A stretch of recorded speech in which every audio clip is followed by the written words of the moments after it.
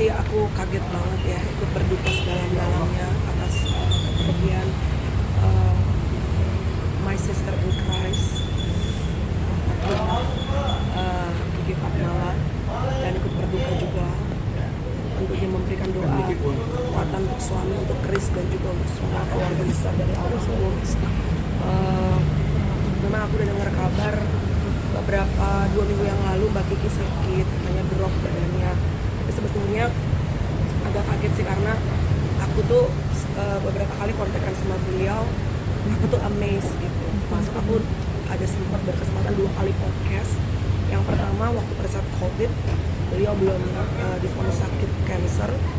Yang kedua pada saat dengar beliau divonis kanker lung cancer kalau nggak salah.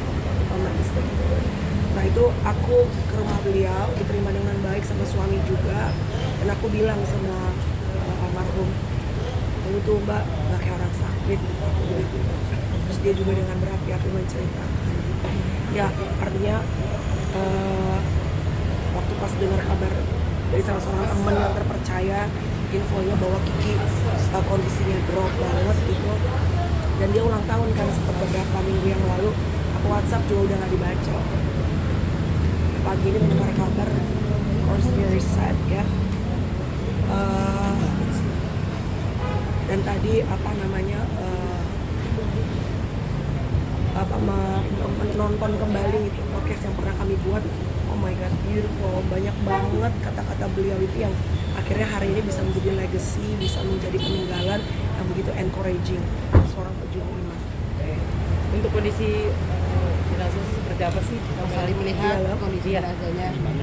Tadi ya kita memberikan sebelum ditutup peti, memberikan last honor ya, penghormatan terakhir. Ada satu mungkin pewangian yang diberikan gitu kali ya, kalau saya nggak salah. Oh, she's very pretty, seperti orang tertidur aja. Tetap dengan lipstik merah kan, karena Mbak Kiki tuh memang sering pakai lipstik merah gitu ya. Aku lihat di beberapa podcastku juga beliau pakai lipstik merah, masih cantik, pakai baju putih. Ya seperti orang tertidur sih sebenarnya, cuma ya memang udah pucat ya, udah putih gitu. Tapi ya melihat suami si Chris ya dan keluarga begitu kuat ya, aku mendoakan supaya mereka diberikan damai sejahtera dari Tuhan di musim yang memang sangat berat kehilangan istri kekasih. Kalau sosok Kiki sendiri selama Mbak Melanie kenal sama Kiki itu seperti apa sih sosoknya? Jujur aku sebenarnya dulu tuh nggak terlalu kenal ya, cuma tahu Kiki Fatmala dari film. Tapi karena akhir-akhir ini Mbak Kiki tuh banyak sering kesaksian di gereja, jadi kami sering banyak bertukar. Kebetulan beberapa kali podcast banyak sekali ngobrol gitu, terutama yang tentang keimanan, bagaimana kita memiliki suami orang asing gitu, bagaimana caranya mempertahankan pernikahan gitu. Dan ternyata banyak banget pada saat aku membuka kembali podcast ngobrol sama beliau almarhum gitu, bahkan pada saat Mbak Kiki tahu dia sudah divonis kanker stage-nya, aku lupa stage berapa, tapi beliau tuh masih berapi-api menyuarakan bagaimana dia benar-benar she was so in love with God. Dia dalam iman yang tidak ada perasaan. Bahkan aku sempat tanya, kamu ada perasaan kecewa nggak kenapa Tuhan kasih kamu saat ini tantangan yang begitu besar, you got cancer in your body, gue bilang gitu. Terus dia bilang enggak, aku menerima dengan ikhlas gitu, terus percaya bahwa Tuhan menemani. Makanya aku tuh bener-bener kalau melihat ke belakang tuh she's very cheerful. Terakhir aku DM-an tuh waktu beliau tuh kalau salah sempat udah agak sehat gitu ya kelihatannya. Terus aku bilang wow you're back gitu. Terus udah gitu dia bilang iya puji Tuhan udah balik lagi bisa olahraga. Tapi kebaikan yang kamu rasakan selama mungkin mengenal beliau, iya baik banget. Of course nobody's perfect, tapi buat di mata aku beliau itu adalah pejuang iman.